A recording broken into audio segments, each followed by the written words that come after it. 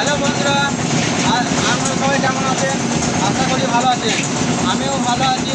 তো আজকে আমাদের ঘরে ঢালাই হচ্ছে, ঢালাই দেখাবো। সব মিস্ত্রি লেবার লেগে গেছে, সব ঢালাই তৈরি আরম্ভ হয়ে গেছে। আসুন দেখে যান, এই যে আমাদের ঢালাই হচ্ছে। তো আমাদের এই যে পাথর ভরছে, লেবারও লেগে গেছে, পাথর ভরছে। পাথর ভরলে যে আমাদের গোলাতে ঢালবে। এই যে পাথর বয়াইতে লেগেছে লেবারগুলো। এই যে তারপরে সেভেন দিচ্ছে। সেভেনটা আমাদের আলট্রাক্টার প্রিমিয়াম 7 আমরা 7 নিয়ে এসেছিলাম দোকান থেকে। আলট্রাক্টার প্রিমিয়াম গোলাতে দিচ্ছে, বালি বয়ছি, তারপরে বালিটা গোলাতে দিয়ে আমার ময়লার ভাগ আছে, সেই ময়লা ভাগে 7টাকে ভাগটা দিচ্ছে। এই ভাগের ময়লা দিতে হয়। তো হ্যালো বন্ধুরা, এইভাবে ঢালাই বানাইতে হয়। তো অবশ্যই এই ঢালাইটা এইভাবে মাখিয়ে আমাদের গোলা থেকে এই যে ময়লা পড়ে যেতে, তা গোলা থেকে ময়লাটা পড়ে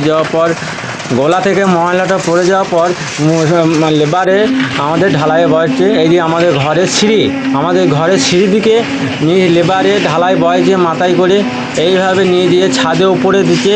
ছাদে নিয়ে যেয়ে পর ঢালাইটা ঢালবে। এই যে ছাদে উঠে যাচ্ছে আমাদের সিঁড়ি, এই সিঁড়ি উঠে দিয়ে মিস্ত্রিকে জেনে নিচ্ছে কোনখানে দেবো, সেইভাবে ঢালাইটা দিচ্ছে। তবে এই যে আমাদের ঘর, এইভাবে মিস্ত্রিরা কাজটা চালাইছে।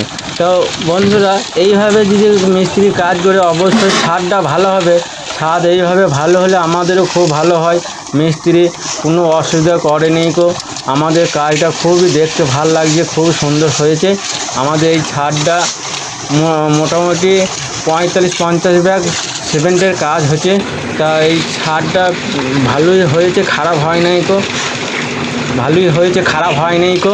এই যে মিস্ত্রিগুলো এইভাবে কাজ করছে, লেবারগুলো আমাদের। তারপরে আবার ঘুগনি করছি ঢালাইয়ের আনন্দের খাবার জন্যে। ঘুগনি করেছি আমরা, ওই যে ঘুগনির আলু কাটছি। ঘুগনির আলু কেটে তরকারি করবো।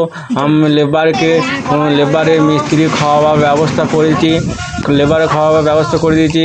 তারপরে আমরা মোটর লাগিয়ে ঘরে মেশিনে করে জল তুলে ঢালাই মেশিনে দিচ্ছে। পাথরগুলো কাগজে বসে গেছে, তার জন্য পাথরগুলো আমি এখানে জড়ো করে দিচ্ছি। পাথরটা বসে জড়ো করে দিচ্ছি। তো ভিডিওটা এইখানে